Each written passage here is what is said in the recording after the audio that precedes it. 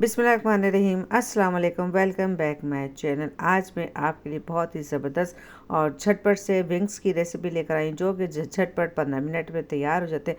आप बस इसको मसाला लगा के फ्रीज़र में रख दें, निकालें और 15 मिनट में इसको रेडी करें और खाएं। और आगे से रमज़ान भी आ रहा है, अब इसको मसाले लगा के रख दें और रमज़ान में बनाएं और गर्मा गर्म खाएं। चले जी वीडियो का आगाज़ करते हैं। सबसे पहले मैंने एक बाउल में सारे विंग्स डाल दिए हैं और उसके अंदर मैंने तकरीबन 4 चमचे के करीब वाइट सिरका डाला और फिर उसके अंदर मैंने 1 गिलास पानी का डाल दिया और उसको तकरीबन 15 मिनट के लिए छोड़ दिया। अब दूसरे प्याले में 4 चमचे के करीब मैंने दही डाला, उसके अंदर मैंने वॉस्टर सॉस डाला और फिर मैंने 1 चमचा पिसी हुई लाल मिर्च ली, नमक लिया, अदरक पाउडर, लहसुन पाउडर आधा चमचा डाला और उसके अंदर आधा चमचा ज़ीरा पाउडर डाला, आधा चमचा गरम मसाला पाउडर डाला और उसको अच्छे तरीके से मिक्स कर दिया। हल्दी भूल गई थी, फिर आधा चमचा हल्दी का डाला मैंने।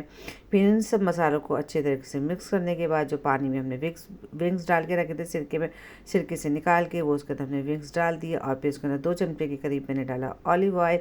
फिर इसको तकरीबन आधे घंटे के लिए मैंने इसको छोड़ दिया कि मसाला विंग्स के अंदर अच्छे तरीके से बैठ।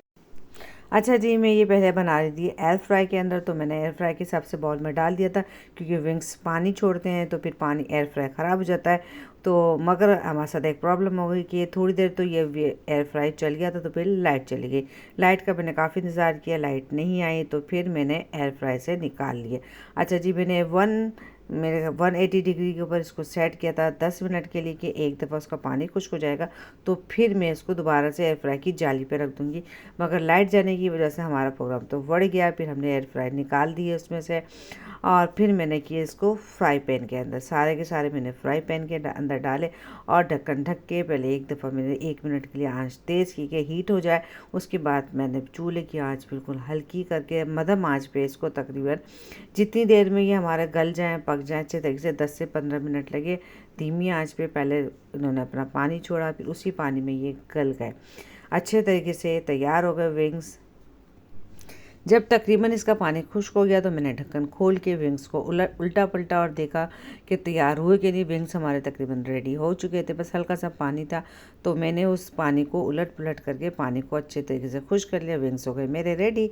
चले जी, अब मैं विंग्स को डिश आउट करती हूँ। अगर नमक मिर्च वगैरह आप तेज़ खाते हैं, यानी जिस हिसाब से खाते हैं नमक मिर्च, आप अपने हिसाब से डाल दीजिएगा। मैंने अपने हिसाब से डाली थी जिस हिसाब से हम डालते हैं, मगर फिर भी हिसाब से बिल्कुल कम नहीं थे, मिर्च वगैरह सब सेट थी माशाल्लाह से। चलो जी, विंग्स मेरे बिल्कुल रेडी हो गए। बहुत ही ज़बरदस्त मज़ेदार चटपटे से विंग्स रेडी हुए और इसको मैंने ग्रीन चटनी और केचप के साथ सर्व किया। ग्रीन चटनी की रेसिपी मेरे चैनल पे मौजूद है, मैं लिंक दे दूँगी, आप जाके ज़रूर वॉच कीजिएगा। झटपट सी बनने वाली रेसिपी, शाम के टाइम अगर मेहमान भी आ जाए तो आप उनके लिए भी बना सकते हैं, अपने साथ रात के खाने में साइड डिश के तौर पर बना सकते हैं। और आगे रमज़ान आ रहा है, उसमें तो ये रेसिपी लाजमी काम आएगी। बहुत हेल्दी, ज़बरदस्त सी, बहुत कम कैलोरीज वाली ये रेसिपी है। मुझे यकीन है आपको रेसिपी पसंद आई होगी। रेसिपी पसंद आए तो लाइक शेयर कमेंट कर दीजिएगा। चैनल पर नए तो प्लीज़ सब्सक्राइब करके बेल आइकन प्रेस कर दें। फिर मिलेंगे, जब तक के लिए अल्लाह हाफिज़।